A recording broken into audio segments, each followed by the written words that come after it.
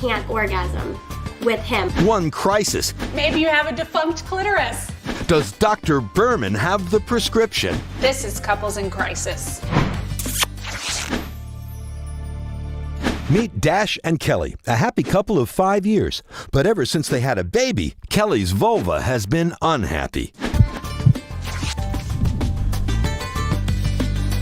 Hi, guys. Hi. Good to see you. I just want to dive in here and hear from both of you the main issue standing in the way of the relationship you want. I think our biggest issue is our intimacy. Intimacy meaning sex or intimacy meaning emotional closeness? Both. Okay. And who wants sex less?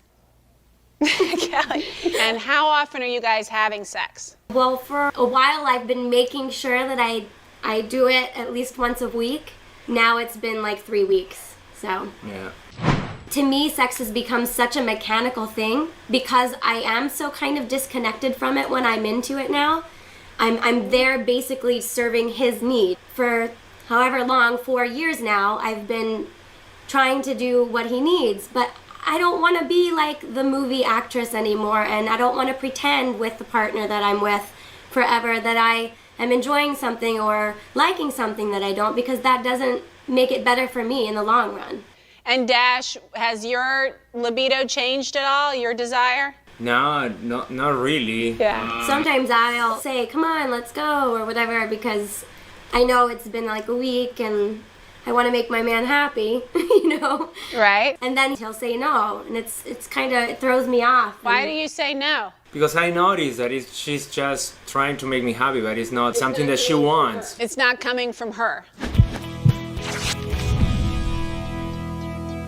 It seems to me that you have a classic case of what I call the sort of sex romance stalemate.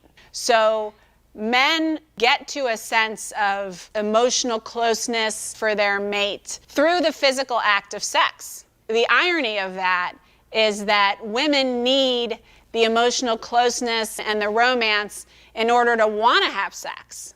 Right. So when you stopped being sexually available to him, he didn't have that natural means to be close to you, and then you feel that disconnect and you're that much less inspired to want to be sexual with him. Absolutely. I also can't orgasm with him. I can do it by myself, but I can't do it with him.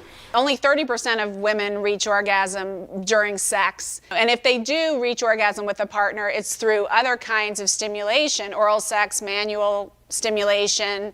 And so often when that's the case, it's an emotional, mental block.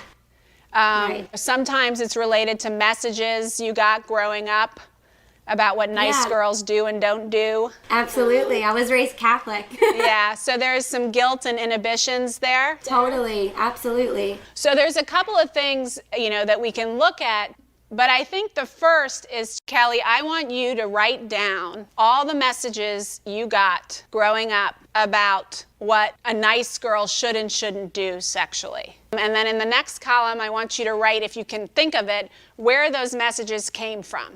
Okay. And once you write them all down, they'll stop being unconscious and become conscious. And so you start to see it as something outside yourself rather than just all wrapped up in your sexual psyche. The other thing is just making sure, and maybe Dash, you've already checked this out, but I can't tell you how many women have been to 1 million OBGYN appointments and have never had their clitoris looked at or looked at it themselves. Have you looked?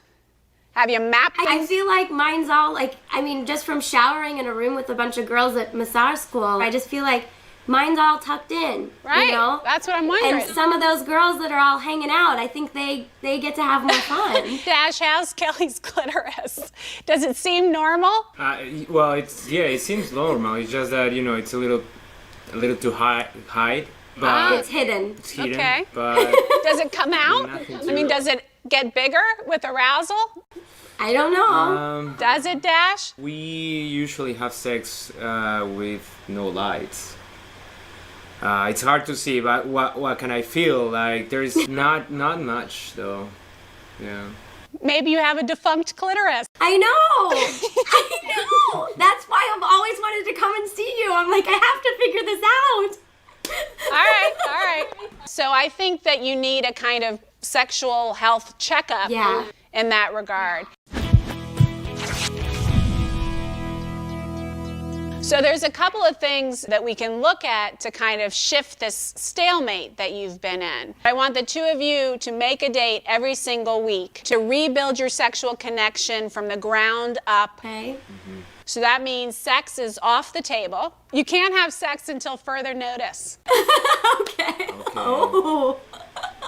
Listen, you're not having much as it is, and the sex you're having is not good, and neither one of you are enjoying it. Yeah, it's not quality. And you're just going to start with touching. So you're going to take turns, each doing the other, and your partner will touch you from head to toe, just trying to communicate sensual, loving touch, not trying to arouse, but just communicating through touch.